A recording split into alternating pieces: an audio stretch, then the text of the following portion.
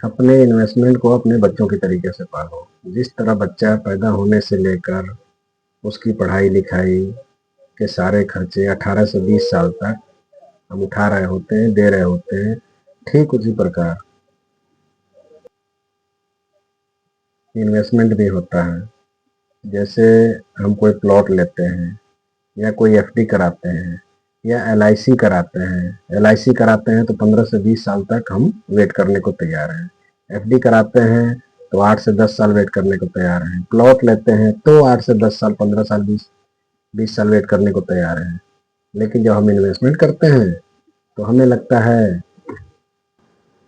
कि आज पैसे डालें और महीना, दिन, 2 महीना, 3 महीना में पैसा 10%, 15%, 20% बढ़ जाए।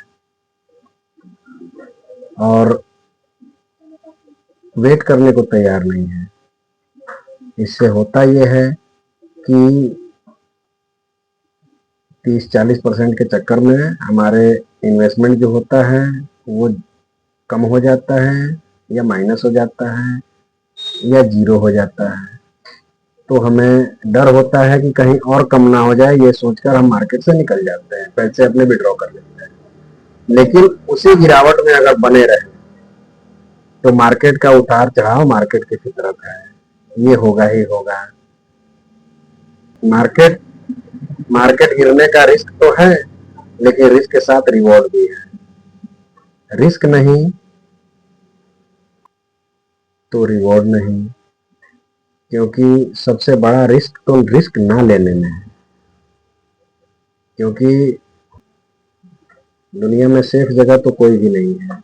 हम रोड पर चलते हैं, मोटरसाइकिल से जाते हैं, कोई बात हो गई, कोई एक्सीडेंट हो गया, तो अगर सेफ जोन ढूंढेंगे तो हमेशा कंफर्ट जोन में रहेंगे।